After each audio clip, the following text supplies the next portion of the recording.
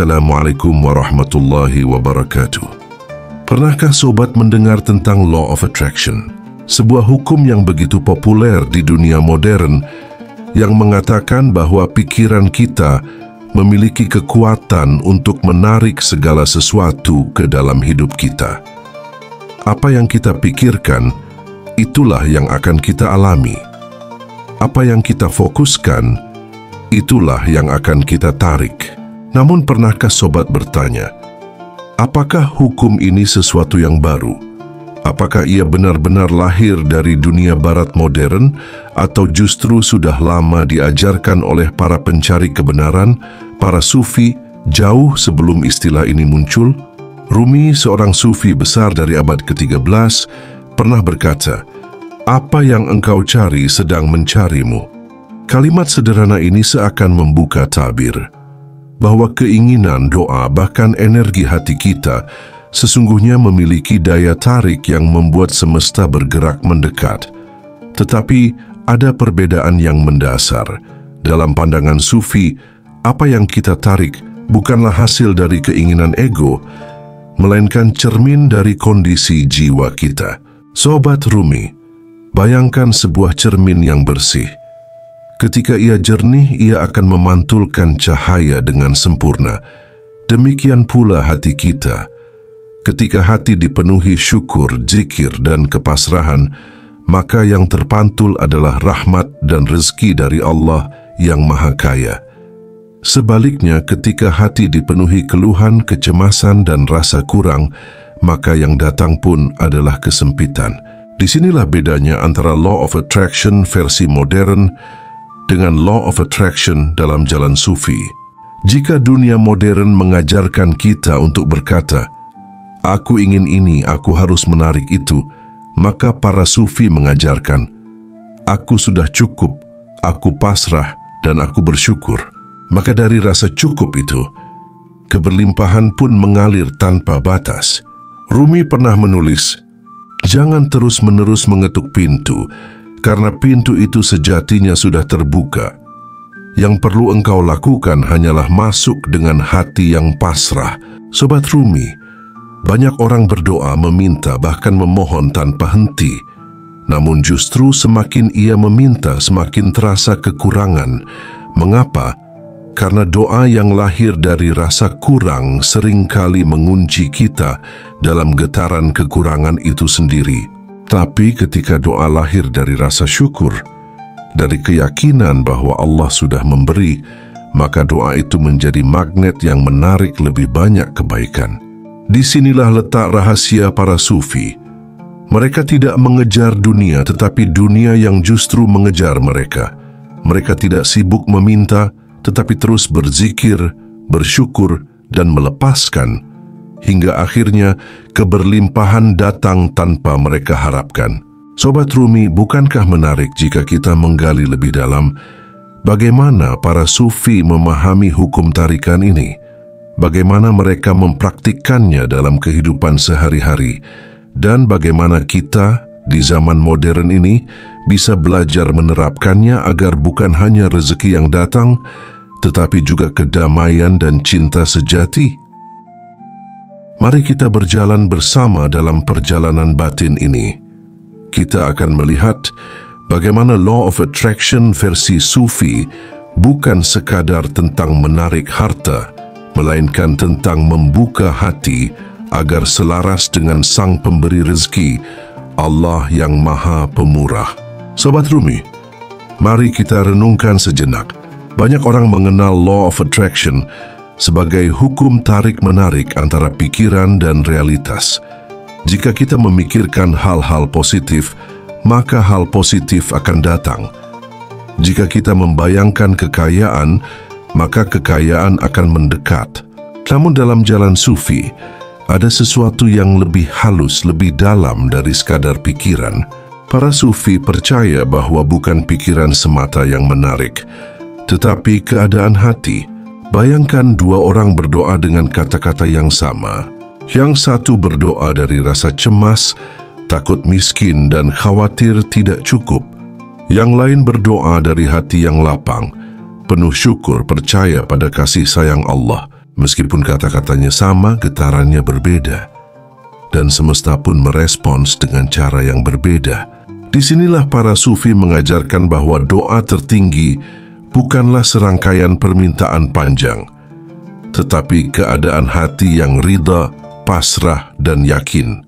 Rumi berkata, ketika hatimu sudah penuh dengan cinta, maka segala yang kau butuhkan akan mendatangimu, bahkan tanpa engkau undang. Perhatikan bedanya dengan Loa versi modern. Versi modern sering menekankan visualisasi dan afirmasi, seolah kita harus memaksa realitas datang sesuai keinginan kita. Sedangkan dalam pandangan sufi, justru semakin kita melepaskan keinginan ego, semakin luas ruang bagi Allah untuk menghadirkan sesuatu yang lebih baik dari yang kita bayangkan. Sobat Rumi, bukankah kita sering mendapati hal ini dalam hidup? Ketika kita terlalu mengejar, sesuatu justru menjauh. Tetapi saat kita merelakan, tiba-tiba ia datang dengan cara yang tak disangka. Ini bukan kebetulan. Inilah hukum tarikan dalam bahasa para sufi. Ketika kita berhenti menggenggam terlalu kuat, tangan kita menjadi kosong, dan tangan yang kosong itulah yang bisa menerima anugerah. Maka Law of Attraction versi sufi bisa kita pahami begini. Bukan tentang aku ingin ini, aku ingin itu, tetapi tentang aku sudah cukup, aku bersyukur, aku percaya, dan aku terbuka. Ada sebuah ungkapan indah dari tradisi tasawuf. Jika engkau sibuk dengan pemberi, maka pemberian akan mengejarmu. Tetapi jika engkau sibuk dengan pemberian, engkau akan kehilangan keduanya. Kalimat ini sederhana tetapi dalam. Artinya jika kita hanya fokus pada rezeki, uang atau harta, kita sering kali kehilangan kedamaian. Tetapi ketika hati kita fokus pada Sang Pemberi, maka bukan hanya rezeki yang datang, melainkan juga ketenangan, keberkahan, dan cinta. Sobat Rumi, coba tanyakan dalam hati, apakah kita benar-benar membutuhkan lebih banyak hal? Ataukah kita sebenarnya hanya perlu lebih banyak rasa syukur? Apakah kita benar-benar kurang? Ataukah kita hanya lupa betapa banyak yang sudah kita miliki? Mungkin inilah rahasia besar para sufi. Mereka tidak kaya karena memiliki segalanya, tetapi karena mampu melihat bahwa segalanya sudah ada. Sobat Rumi yang dirahmati, mari kita sekarang berjalan lebih jauh. Setelah kita memahami bahwa keberlimpahan dalam pandangan sufi bukan soal mengejar, melainkan menerima, maka pertanyaannya adalah, bagaimana cara kita menghidupi hukum tarikan ini dalam kehidupan sehari-hari? Para sufi memberikan 3 kunci utama: syukur, tawakal, dan zikir. 3 kata sederhana, tetapi bila kita resapi, ia bagaikan pintu yang membawa kita pada kelapangan rezeki lahir maupun batin. Pertama, syukur, kunci yang membuka tambahan nikmat.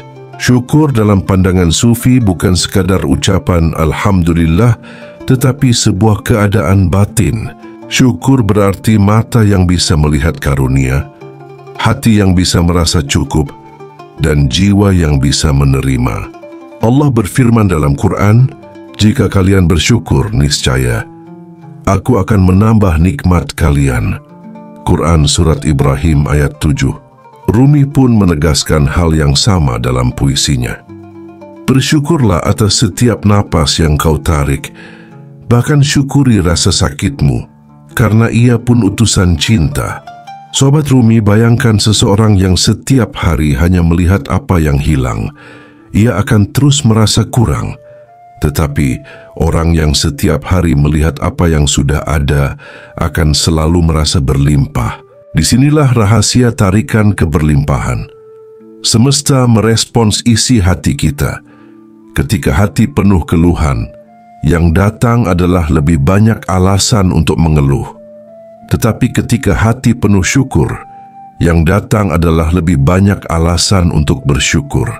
Praktik sederhana syukur ala sufi. Setiap pagi sebelum membuka mata, bisikkan dalam hati, Ya Allah, terima kasih atas hidup ini. Terima kasih karena aku masih Engkau izinkan bernafas. Setiap malam tulis 3 hal kecil yang bisa kita syukuri hari ini. Bahkan secangkir teh hangat, senyum seorang teman, atau udara segar di pagi hari. Sering-seringlah mengucap syukur atas hal-hal kecil, karena kebesaran Allah tersembunyi di dalam yang sederhana. Sobat Rumi, orang yang pandai bersyukur seakan memiliki magnet yang menarik limpahan nikmat. Ia tidak sibuk mencari-cari, tetapi nikmat itu datang sendiri kepadanya.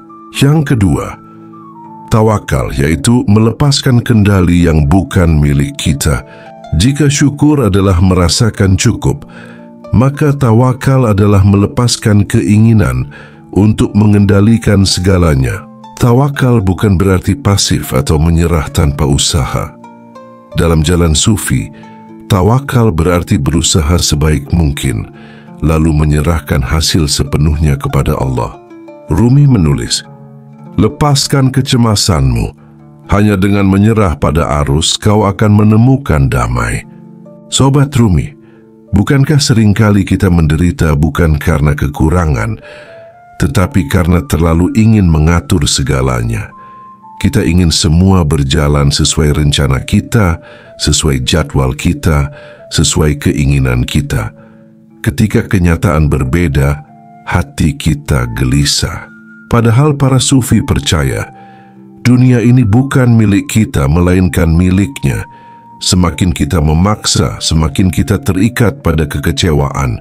Tetapi semakin kita menyerah pada kehendaknya, semakin kita bebas. Praktik sederhana tawakal ala sufi. Setelah berusaha keras, tarik napas dalam-dalam dan ucapkan, Hasbunallah wa ni'mal wakil. Cukuplah Allah menjadi penolongku, sebaik-baik pelindung. Saat sesuatu tidak berjalan sesuai rencana, tanyakan pada diri sendiri, apa hikmah yang mungkin Allah sembunyikan di balik ini? Belajar menerima bahwa tidak semua yang kita inginkan baik untuk kita, dan tidak semua yang datang pada kita buruk untuk kita. Sobat Rumi, orang yang tawakal bagaikan seorang yang berlayar dengan angin. Ia tidak melawan angin, tetapi menggunakan angin untuk sampai pada tujuannya. Begitu pula hidup. Semakin kita tawakal, semakin semesta bekerja sama dengan kita. Yang ketiga, zikir. Menyelaraskan hati dengan sang sumber. Syukur membuat hati penuh, tawakal membuat hati lapang. Tetapi agar hati tetap jernih diperlukan zikir. Zikir bukan sekadar menyebut nama Allah dengan lisan, tetapi menghadirkan Allah dalam kesadaran setiap saat. Rumi menulis dengan indah, zikir adalah jembatan yang menghubungkanmu dengan rumah asalmu. Sobat Rumi, ketika hati sering berzikir, ia seperti cermin yang terus dibersihkan. Tidak ada karat, tidak ada debu, hanya kejernihan. Dan dalam kejernihan itulah sifat-sifat Allah memantul. Kasih, keberlimpahan, dan kedamaian. Praktik sederhana zikir ala sufi. Saat berjalan, ucapkan dalam hati, Allah, Allah, dengan lembut. Saat merasa cemas, ulangi perlahan, La haula wa la quwwata illa billah. Jadikan napas sebagai zikir, tarik napas dengan ya, hembuskan dengan Allah. Zikir membuat kita kembali pada pusat, membuat energi kita stabil, dan dari hati yang stabil, tarikan keberlimpahan menjadi lebih kuat. Sobat Rumi, inilah 3 kunci Law of Attraction versi Sufi. Syukur, menarik tambahan nikmat. Tawakal, melepaskan kendali palsu. Zikir, menyelaraskan hati dengan sang sumber. Jika kita menghidupkan ketiganya, maka kita tidak perlu sibuk mengejar rezeki. Sebab rezeki akan mengejar kita. Kita tidak perlu cemas mengejar keberlimpahan, karena keberlimpahan itu sudah berjalan mendekat. Rumi pernah berpesan, jangan lari mencari cinta, biarkan cinta menemukanmu di tempatmu berdiri. Demikian pula keberlimpahan.